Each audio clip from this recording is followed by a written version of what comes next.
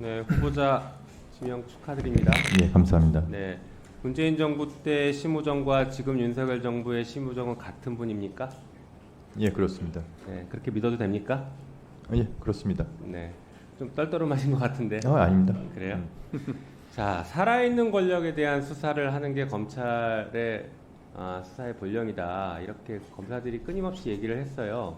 과거 문재인 정부 때도 윤석열 검찰총장도 이 얘기를 그렇게 강조했습니다. 동의하십니까? 예, 살아있는 권력이든 어떤 권력이든 동일한 법과 원칙에 따라서 수사를 해야 된다고 생각합니다. 지금 대한민국 검찰은 살아있는 권력에 대해서 동일한 잣대로 수사하고 있다고 보고 평가하십니까? 모든 수사를 검사들이 사명감을 갖고 법과 원칙에 따라서 하고 있다고 생각합니다. 네. 그러니까 국민의 눈높이와 동떨어진 인식을 하고 있으니까 검찰이 이렇게 망가진 겁니다. 검찰총장 후보자마저도 이 자리에서 국민 면접을 보는 이 자리에서 지금 대한민국 검찰이 국민 눈높이에 맞게 모든 사람을 법과 원칙에 따라 공정하게 수사하고 있다고요? 그렇게 인식하시니까 검찰이 이렇게 망가지고 있고 국민들로부터 신뢰를 얻지 못하고 있는 것입니다.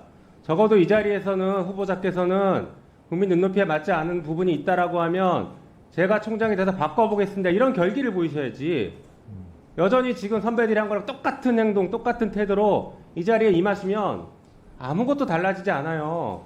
그러면 여전히 총장이 되고 나서는 살아있는 권력인 윤석열 대통령과 김건희 여사 뒤 봐주려고 하는 검찰로 낙인 찍힐 것입니다.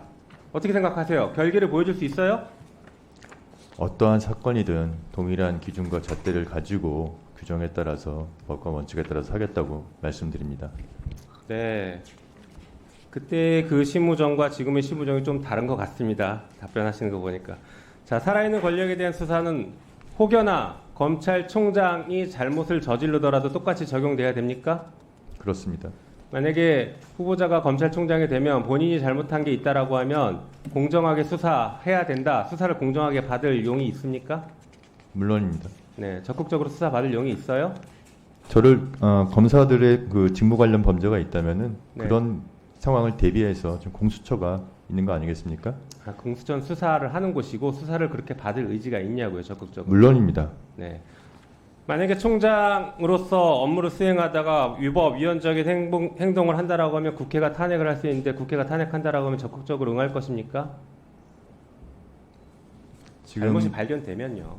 잘못이 발견됐다는 그러니까 탄핵이라는 거는 이 정도도 답을 못 하십니까? 아닙니다. 됐습니다. 자, 특활비 얘기를 잠깐 해볼까요? 그 예산이 정해져 있어요. 그 전에 한번 물어봅시다. 특활비는 어디다 쓰는 겁니까? 검찰의 특활비는? 수사 정보 등 기밀 유지가 필요한 네. 부분에 쓰이도록 되어 있습니다. 네, 검찰이 정보를 합니까? 범죄 첩보는 수집할 수 있습니다. 무슨 근거로 할 수 있어요? 법에 그렇게 하게 돼 있어요? 수사를 위해서는 당연히 첩보 수집, 내사 단계가 전제가 되는 것입니다. 네, 그게 법에 돼 있냐고요. 법적 근거를 가져와 보십시오. 첩보 수집할 수 있는지. 그리고 거기에 특활비를 쓸 수 있는지 한번 근거를 대보세요. 자, 그 다음에 특활비 어디다 씁니까? 구체적으로. 구체적으로 지금 어느에 쓰자는 말씀인지 어느 분야에 어떻게 쓰냐는 말씀이신가요? 어떨 때 특활비 쓰는지 예를 하나만 들어보세요. 예를 들면은 이제 마약 수사 같은 경우에는 주로 다크웹에서 거래가 이루어지니까 마약 수사 빼고 다른데. 보이스피싱이나 이런 부분에 있어서도 수사에 특활비가 필요한 부분이 있습니다. 해외에서 지금 범죄자들이 해외에 있거나 그러면은 추적을 위해서도 특활비가 사용될 수 있습니다. 예, 특활비가 아니어도 충분히 쓸 수 있을 것 같은데요. 그런 돈들은 꼭 기밀을 요하는 건 아니잖아요. 돈을 쓰는 건 똑같은데. 아니 근데 지금 기밀, 누구한테 기밀을 요하는 겁니까? 검사들 빼고 모든 사람에게 기밀을 요하는 돈입니까 이게? 그렇지 않습니다. 네. 자, 네. 그러면 특활비 용도에 쓰지 않고 다른 곳에 유용해서 썼다라고 하면 횡령죄가 됩니까 안 됩니까? 그거는 제가 위원님 정확한 상황을 모르는 상황에서 그냥 위원님 말씀만 듣고 답변드리기 어렵습니다. 예산의 항목 자체가 용도가 엄격하게 제한되어 있는 건 맞습니까? 특활비가? 수사 기밀 또 정보 수집 등이 필요한 분야에 쓰이도록 되어 있습니다. 엄격하게 제한되어 있는 건 맞아요? 딱 거기만 쓰게? 그 이것도 답을 못 관련된 내용에 대해서 쓸 수 있도록 지금 규정되어 있습니다. 그러니까 제한이 돼 있냐고요. 특활비의 용도는 제한이 되어 있죠. 그렇죠. 자, 제한되어 있는 용도가 제한되어 있는데 예산 항목을 유용하면 불법 영득 의사가 인정된다가 대법원 판례입니다. 특활비 용도대로 쓰지 않으면 횡령죄이고요. 경우에 따라서는 국고 손실죄가 됩니다. 특가법상.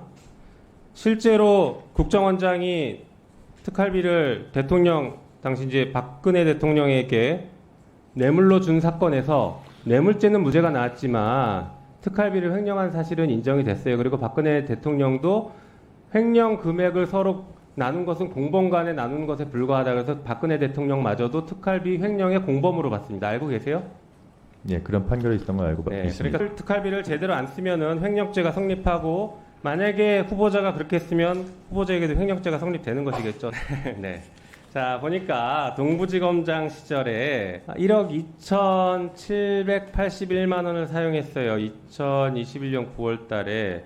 이때 보니까 그 추석을 앞둔 시점이고 이 무렵에 1,160만 원을 전액 현금으로 인출해서 17개의 돈 봉투에 담아서 누군가에게 줬다라고 되는데 이거 어디다 썼습니까? 이때 무슨 수사 있었어요? 연중 수사는 계속되고 있습니다. 이때 무슨 수사가 있었는데 이때 집중해서 주나요? 그 다음에 보니까 또 설 연휴 2022년 1월 설 무렵에 1,350만 원을 현금 인출했었어요. 이때 어디 썼어요? 제가 구체적으로 자, 당시에 그 다음 넘겨주세요. 자, 보세요. 아까 마약 수사했죠. 마약 수사는 2억 원이 지금 특활비입니다. 배정된 게. 여길 넘어서서 썼으면 횡령죄예요. 그리고 형사부 등 수사 지원 50억인데 이걸 넘어서 썼으면 횡령입니다. 여기서 어디다 썼는지를 한번 말씀해 보세요. 이 항목대로 썼어요? 특활비에 그런 구체적인 세부 사업에 대해서 대검에서 올 때 지정해서 내려오지는 않는 것으로 알고 있습니다. 그러니까 횡령이 되네요. 검찰이 집단적으로 조직적으로 횡령죄를 저지르고 있어요. 그걸 당당하게 말씀하시면 안 돼요. 아시겠습니까? 집단적으로 조직적으로 횡령하고 있다고요. 이런 것을 다른 기관에서 썼다고 해보세요. 틀림없이 국고 손실로 기소했을 겁니다. 그렇지 않습니까? 후보자, 기소했을 거 아니에요, 이러다?